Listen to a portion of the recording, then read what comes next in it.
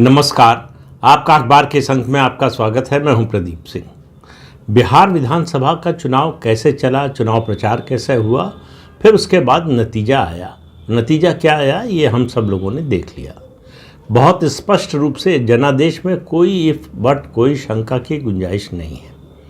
बहुत साफ साफ जनादेश मिला है और मैं तो कहूँगा ये लैंडस्लाइड विक्ट्री है एनडीए गठबंधन के लिए। और जेडीयू और बीजेपी का जो सहयोग है इसमें, जो उनकी जो केमिस्ट्री है, बल्कि बाकी दलों, छोटे दलों के साथ भी जो केमिस्ट्री थी वो रंग लाई।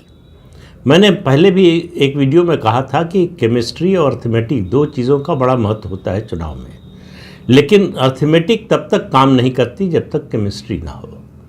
और अर्थमेटिक थोड़ी कमज़ोर भी हो, केमिस्ट्री मजबूत हो तो वो अद्भुत परिणाम देती है, जो इस बिहार के विधानसभा चुनाव में देखने को मिला। अर्थमेटिक महागठबंधन के पक्ष में काफ़ी हद तक था, लेकिन केमिस्ट्री तो दूर दूर तक नहीं थी। उसका नतीजा सामने है आपके। तो इसका विश्लेषण और होता रहेगा, लेकिन अभी आज जो बिहार विधानसभा के चुनाव के बारे में बात कर रहा हूँ कि खेल क्या क्या हुए, इसको समझने की ज़रूरत है। ये हमारे जनतंत्र की दृष्टि से और जो भी राजनीति चल रही है देश में, या कहें कि देश के विरोध में जो राजनीति चल रही है, उसको समझने में मदद मिलेगी। जितने राष्ट्र विरोधी तत्व हैं, अब वो भाजपा विरोधी नहीं रह गए, मोदी विरोधी नहीं रह गए, उस स्थिति से वो बहुत आगे निकल गए हैं, राष्ट्र विरोधी हो गए। तो जितने राष्ट्र विरोधी तत्व हैं वो इस समय बहुत दुखी है। बस चिंगाड़ मार मार कर रो नहीं रहे हैं, यही बस कमी है, लेकिन अंदर से वो रो रहे हैं, उनको दुख हो रहा। अब वो नए नए बहाने खोज रहे हैं। बड़ा आसान है सब कुछ चुनाव आयोग पर डाल देना। चुनाव आयोग अगर चुनाव जिताता तो कोई सत्तारूढ़ दल कभी हारता क्या? लेकिन ऐसे दिमाग वालों को क्या कहें जो कुछ भी कल्पना कर सकते हैं। कल्पना में कुछ सोचते हैं, उसके बाद उस पर बोलना शुरू करते हैं। लेकिन हम मूल मुद्दे पर लौट आते हैं कि खेल क्या क्या हुए। शुरुआत की खेल की राहुल गांधी ने। राहुल गांधी लंबे समय से इस देश के विरोध में काम कर रहे हैं। लगातार 3 चुनाव हारने के बाद भी उनको ये समझ में नहीं आया है कि जनता इसको पसंद नहीं कर रही है। उनको लगता है कि वो कोशिश करते रहेंगे और एक दिन सफल हो जाएंगे। तो उन्होंने शुरुआत की वोट अधिकार यात्रा से। तो उनका लक्ष्य क्या था? उनका पहला लक्ष्य, जो राजनीतिक लक्ष्य तो बाद में था, राजनीतिक दलों के खिलाफ, खासतौर से एनडीए के खिलाफ, वो तो बाद में था। पहला जो था, चुनाव आयोग की विश्वसनीयता को खत्म करना। उसकी कोशिश, उसका अभियान वो पहले से चला रहे थे। महाराष्ट्र, कर्नाटक, हरियाणा, इन राज्यों की बात करके वो इस मुद्दे को बताने की कोशिश कर रहे थे। कभी एटम बम बताकर, कभी हाइड्रोजन बम बताकर, ये सब कोशिश वो कर रहे थे। लेकिन बिहार के चुनाव में उन्होंने नई बात की। उन्होंने 16 दिन की वोट अधिकार यात्रा निकाली और उसमें कहा कि वोट चोरी हो रही है। तो उनकी वो यात्रा वोट चोरी यात्रा के नाम से प्रचारित की गई कि राहुल गांधी वोट चोरी रोकने के लिए और एसआईआर के खिलाफ, स्पेशल इंटेंसिव रिवीजन जो चुनाव आयोग ने किया, उसके खिलाफ माहौल बनाने की और उसको डिस्क्रेडिट करने की उन्होंने कोशिश की। 16 दिन घूमे वो, लगभग कहते हैं 3000 किलोमीटर चले, लेकिन वो कहावत है कि 9 दिन चले 2.5 कोस। यहाँ राहुल गांधी तो 9 दिन में 2.5 कोस भी नहीं चल पाए, बल्कि कहें 2.5 कदम भी नहीं चल पाए। एसआईआर का मुद्दा कभी बना ही नहीं, इसलिए मैं ये नहीं कहूँगा कि वो ख़त्म हो गया। भाई, जो है ही नहीं वो ख़त्म कैसे होगा? तो राहुल गांधी के दिमाग में केवल था वो मुद्दा, और वो अब भी बना हुआ है। गलतफहमी मत रहिए कि इस जनादेश के बाद वो मुद्दा उनके दिमाग से निकल जाएगा। उनके दिमाग में जो चीज़ चली जाती है वो बाहर नहीं आती है, और उनके दिमाग में जो चीज़ रहती है वो जनता के दिमाग में कभी नहीं आती है। इसलिए उनका और जनता का कभी तालमेल बैठ नहीं पाता है। उनकी जो सोच है और आम लोगों की जो सोच है वो कभी मेल नहीं खाती है। तो इसलिए राहुल गांधी की ये स्थिति है। लेकिन 16 दिन की यात्रा के बाद उन्होंने जो कुछ किया, चुनाव आयोग को डिस्क्रेडिट करने, और जो जनादेश मिला है एनडीए को, यानी जेडीयू, भाजपा और उसके सहयोगी दलों को, उसकी विश्वसनीयता को खत्म करने की कोशिश की। और आने वाले चुनाव में, उस समय आने वाले चुनाव में, अब हो चुके चुनाव में, अगर एनडीए को जनादेश मिलता है, उसको संदेह के घेरे पहले से खड़ा करने की कोशिश थी। ये उनका अपना सिर्फ अभियान नहीं है, इसमें देश में एक बहुत बड़ा तबका जो अपने को सेकुलर बताता है, जो अपने को कम्युनिस्ट बताता है, जो अपने को लिबरल कहता है, जिसका लिबरलिज्म से कोई लेना देना नहीं दूर दूर तक, जो किसी भी विदेशी पूंजी से, किसी भी विदेशी संस्था के इशारे पर, एनजीओ के इशारे पर, किसी भी भारत विरोधी देश के सहयोग से, उसके इशारे पर काम करने को तैयार है। उसने पूरा साथ दिया राहुल गांधी का। खूब जोर शोर से प्रचार हुआ कि राहुल गांधी ने असली मुद्दा पकड़ लिया है, अब बस यही मुद्दा जो है वो बिहार विधानसभा चुनाव का नतीजा तय करेगा। लेकिन वो उस यात्रा के बाद राहुल गांधी ऐसे गायब हुए, गधे के सर से जैसे सींग गायब होती है। 2-2.5 महीने तक दिखे ही नहीं। विदेश चले गए, लौट कर आए, देश में घूमते रहे, अलग अलग राज्यों में, बिहार नहीं आए। आखिर में बिहार आए तो तेजस्वी के साथ चुनाव प्रचार नहीं किया, शायद एक मीटिंग की, मुझे ठीक याद नहीं है एक मीटिंग भी की या नहीं। लेकिन उन्होंने इस अभियान से एक काम किया कि तेजस्वी यादव को डिरेल कर दिया। वैसे भी वो रेल पर थे नहीं, पटरी पर थे नहीं। वो और उनका परिवार तो जो है नौकरी के बदले ज़मीन के घोटाले में फंसा हुआ है।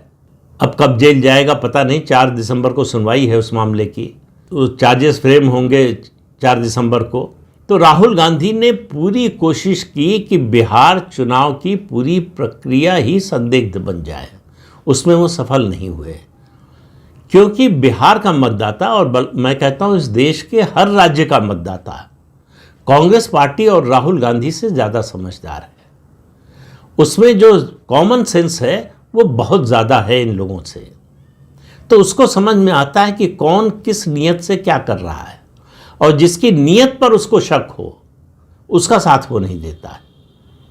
तो वही राहुल गांधी और कांग्रेस पार्टी के साथ हुआ। बिहार में अब आपको माइक्रोस्कोप लेकर कांग्रेस पार्टी को खोजना पड़ेगा। आखिरी नतीजा आने तक, मतलब अंतिम नतीजा आने तक, अभी भी रुझान ही, जब ये मैं बना रहा हूँ वीडियो, रुझान ही चल रहे हैं, अंतिम नतीजा नहीं आया। आने तक कांग्रेस पार्टी बिहार में 4थे नंबर की होगी, 5वें नंबर की होगी, 6ठे नंबर की होगी, 7वें नंबर की होगी, ये बताना मुश्किल है, लेकिन होगी वह इसी में से किसी नंबर पे। तो उसके होने न होने का कोई मतलब नहीं है, यानी बिहार से कांग्रेस की विदाई हो चुकी है। तो केवल यही कोशिश नहीं हुई। जब राहुल गांधी का ये पैंतरा फेल हो गया, तब चिंता हुई कि अरे ऐसा ना हो कि एनडीए जीत जाए। तो मैदान में उतारा गया तमाम सेफोलॉजी फर्मों को, और उनसे ओपिनियन पोल और एग्जिट पोल कराए गए। एग्जिट पोल तक ये सिलसिला चला, और इनके जरिए बताने, अब एक ओपिनियन पोल करने वाली कंपनी ने कहा कि बिहार के 24% लोग चाहते हैं कि तेजस्वी यादव मुख्यमंत्री बने। एक ने कहा कि मुख्यमंत्री की पसंद के रूप में तेजस्वी यादव नीतीश कुमार से ज़्यादा लोकप्रिय है, यानी ज़्यादा लोग पसंद करते हैं, चाहते हैं कि तेजस्वी यादव मुख्यमंत्री बने। अब आप समझ लीजिए कि इसके पीछे सच्चाई कितनी थी, कितना बड़ा प्रोपेगेंडा था। इतना बड़ा झूठ कोई कैसे बोल सकता है? इतनी बेशर्मी, इतनी मोटी चमड़ी कैसे हो सकती है कि भाई कुछ दिन में ये राज खुलने वाला है कि लोग किसको मुख्यमंत्री चाहते हैं, किसको बनाया। जिसको चाहते थे उसको बना दिया है, वो चलाया गया।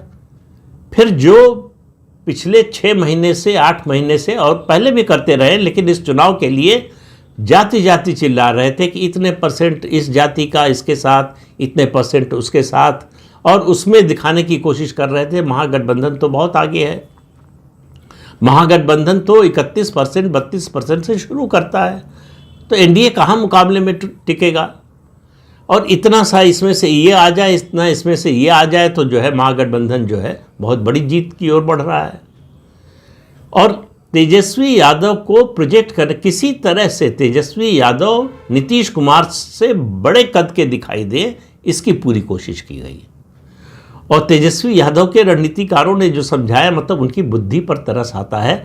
राहुल गांधी के ही सलाहकार ऐसे थे, तेजस्वी यादव के भी हैं, तेजस्वी यादव ने जो पहले 2020 के चुनाव में और उससे पहले के चुनाव में चुनाव के दौरान गमछा लिए हुए दिखते थे, तो ग्रामीण भारत से अपनी पहचान जोड़ने की कोशिश करते थे। इस चुनाव में उन्होंने छोड़ दिया। उन्होंने कहा कि ये डाउन मार्केट है, राहुल गांधी अप मार्केट वाले नेता हैं, उनके जैसा आचरण करना चाहिए।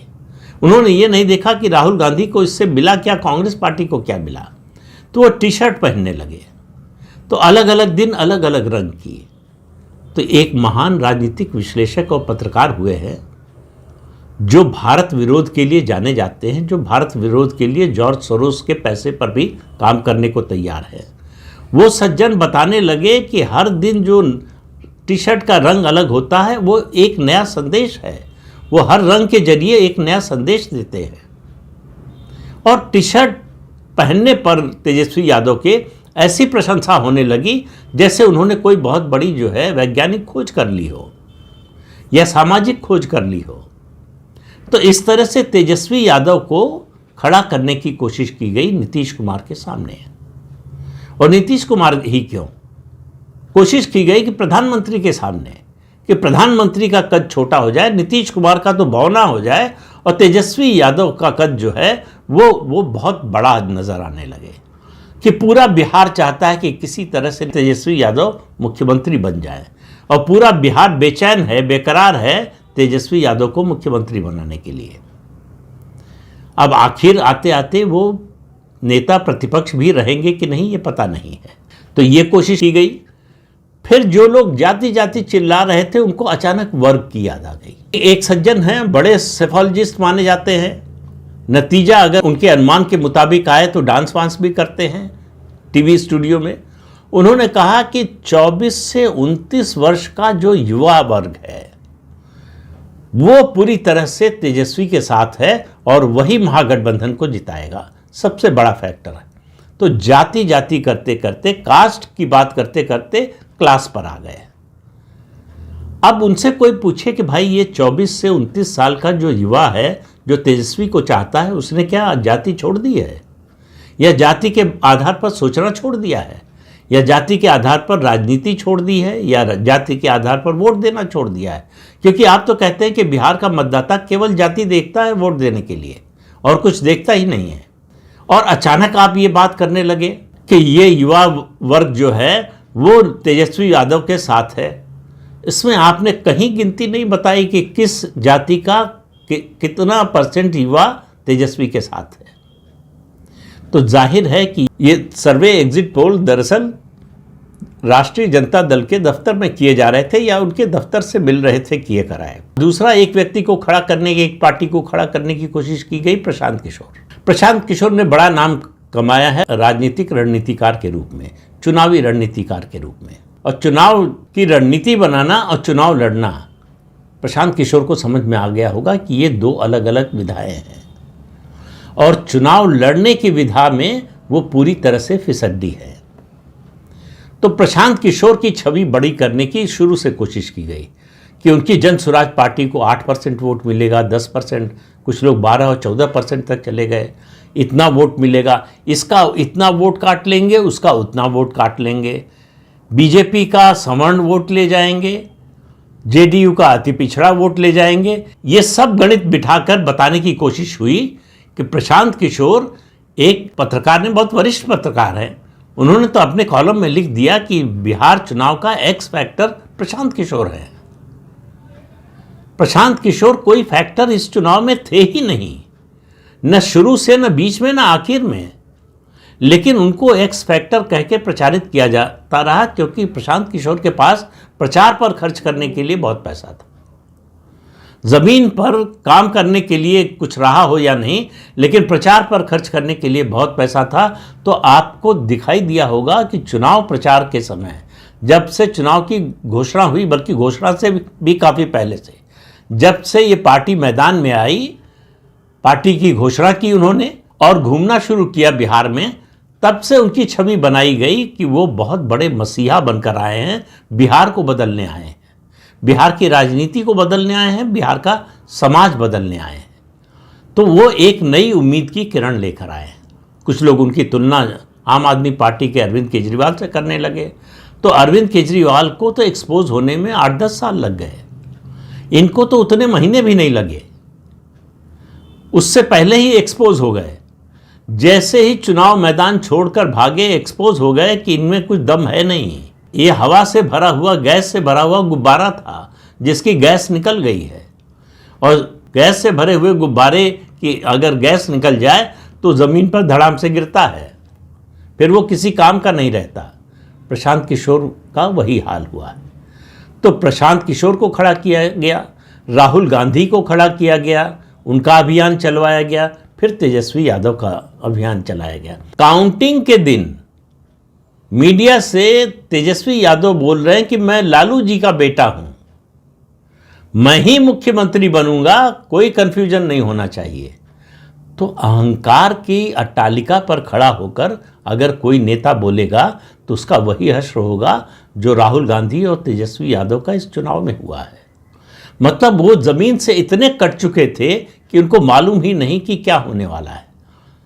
पहले अगर वो बोलते तो मैं मान सकता था कि शायद वो अपने कार्यकर्ताओं का उत्साह बढ़ाने के लिए कह रहे हैं, शायद वो अपनी पार्टी के लोगों को उत्साहित करने के लिए, ज़्यादा मेहनत करने के लिए कह रहे हैं, उनका कॉन्फिडेंस बढ़ाने के लिए कह रहे हैं। मतदान होने के बाद जब कोई नेता ये बोलता है तो आप समझ लीजिए, अगर इस तरह की बात बोलता है जिसका ज़मीन से कोई वास्ता नहीं है, तो वो ज़मीन से कटा हुआ नेता है, उसको कुछ नहीं मालूम है कि ज़मीन पर हो क्या रहा है, लोग सोच क्या रहे हैं, लोग क्या सोचकर और किस आधार पर वोट दे रहे हैं, ये उसको कुछ नहीं मालूम है। ये राहुल गांधी और तेजस्वी यादव दोनों ने साबित किया। तो ये जो सेफोलॉजिस्ट की फौज तैयार करके और चुनाव की दिशा मोड़ने की कोशिश हुई, उसका एक नया नैरेटिव बनाने की कोशिश हुई कि अरे एनडीए कुछ नहीं है, नीतीश कुमार बीमार हैं, भूल जाते हैं, उनको कुछ याद नहीं रहता। नीतीश कुमार ने दिखा दिया कि बरसते पानी में बाई रोड जो है चुनाव प्रचार करने गए और तेजस्वी यादव घर में बैठे रहे कि हेलीकॉप्टर नहीं उड़ सकता। तो ये जो हेलीकॉप्टर जीवी नेता हैं, दरअसल इनका ज़मीन से कोई नाता होता नहीं, ये आसमान में ही रहते हैं और आसमान में अपनी एक दुनिया बना लेते हैं, उसमें रहते हैं। तो अब ये देखिए, बड़ी बेशर्मी के साथ ये जो सेफोलॉजिस्ट हैं अब चुनाव विश्लेषण ये कर रहे हैं कि राहुल गांधी ने छठ का अपमान किया इसलिए ऐसा हो गया। अरे राहुल गांधी ने किसी हिंदू धर्म के त्यौहार का सम्मान कब किया? सबसे आसान और सबसे जो है सरल त्यौहार मनाना होता है रक्षाबंधन, और उनके सौभाग्य से उनकी बहन भी है छोटी। कभी आपने देखा भाई बहन को राखी बांधते हुए, बंधवाते हुए? राहुल गांधी को कभी आपने देखा दीपावली का दिया जलाते हुए? राहुल गांधी को आपने भारत के किसी त्योहार में शामिल होते हुए देखा क्या? तो वो छठ की महिमा गाने लगेंगे, ये कैसे उम्मीद कर लिया आपने? क्या छठ का व्रत रखा था 2020 में राहुल गांधी ने या 2024 में? तो ये सब बातें जो हैं ये केवल एक झूठी इमेज गढ़ने के लिए हुआ, लेकिन इस झूठ के आवरण से सच्चाई बाहर निकल कर आ ही जाती। सच्चाई तो वास्तविकता है, झूठ आभासी है। तो आभासी दुनिया में ये माहौल बनाया गया कि महागठबंधन, अब इसको भी लेकर सवाल है, जो मैंने पिछले वीडियो में कहा था कि ये महागठबंधन है कि नहीं। अगर महागठबंधन है तो वो इंडिया अलायंस कहाँ गया, और इंडिया अलायंस है तो महागठबंधन कहाँ गया? लेकिन खैर इस बात को छोड़ दीजिए, अब इस बात का कोई महत्व नहीं रह गया, ये बात रिलेवेंट हो चुकी है। और राहुल गांधी और तेजस्वी यादव कम से कम बिहार के इस चुनाव के लिए तो इर्रेलेवेंट हो ही चुके हैं। वैसे धीरे धीरे वो दोनों नेता इर्रेलेवेंस की ओर बढ़ रहे हैं राजनीति में। कितने समय में ये प्रक्रिया पूरी हो जाएगी कहना मुश्किल है, लेकिन बहुत तेजी से ये प्रक्रिया चल रही है, क्योंकि इसमें कैटलिस्ट का काम यही दो लोग कर रहे हैं खुद ही। तो ये जो तंत्र खड़ा किया गया, पैसे के बल पर जो तंत्र खड़ा किया जाता है, तो उसके जरिए चुनाव की दिशा बदलने की और चुनाव का परिणाम बदलने की जो कोशिश हुई, उसमें भी महागठबंधन बुरी तरह से फ्लॉप साबित हुआ। चुनाव में तो हुआ ही, जो अपने हाथ में था, जो कर सकते थे, वो भी नहीं कर पाए। अब प्रशांत किशोर को तो अपना वादा पूरा करना चाहिए। उन्होंने कहा था कि अगर 25 सीट से ज़्यादा मिल गई जेडीयू को तो राजनीति छोड़ दूंगा। अब ये बताना चाहिए कि लालू यादव का बेटा मुख्यमंत्री कैसे बनेगा, तेजस्वी यादव ये बताएं। वो दरअसल ये बताकर मतदाताओं को, आम लोगों को डरा रहे थे कि याद रखो मेरे पिता माता के समय में जो जंगल राज था वो उसको लेकर आने की क्षमता सिर्फ मुझ में है और वो मैं फिर से ला सकता हूँ, बस एक मौके का इंतज़ार है। और बिहार के लोगों ने तय किया कि ये मौका तो नहीं देंगे और मुझे लगता है कि तय कर लिया है कि कभी नहीं देंगे। तो इतने सारे षड्यंत्रों के बीच में से विजयी होकर निकला है एनडीए बिहार के विधानसभा चुनाव में। और ये विजय जो है वो मैंने एक वीडियो पहले बनाया था जिसमें कहा था ये बिहार का चुनाव नतीजा जो है कई रास्ते खोलेगा, राष्ट्रीय राजनीति पर बड़ा असर डालेगा। आगे दूसरे वीडियो में बात करूंगा कि क्या क्या असर होगा इसका राष्ट्रीय राजनीति पर, लेकिन आप मान कर चलिए कि ये नतीजा बिहार तक सीमित नहीं रहेगा। इस नतीजे की मार जिनको पड़ी है उसका प्रभाव भी बिहार तक सीमित नहीं रहेगा, उससे बहुत दूर तक जाएगा। कितनी दूर तक जाएगा, कहाँ कहाँ जाएगा, इसकी भी बात करेंगे आने वाले समय में। तो इस अंक में इतना ही, अगले अंक में फिर मिलेंगे किसी नए मुद्दे के साथ। तब तक के लिए अनुमति दीजिए। आपसे अनुरोध है कि चैनल देखिए, शेयर कीजिए, लाइक कीजिए और सब्सक्राइब जरूर कीजिए। नमस्कार।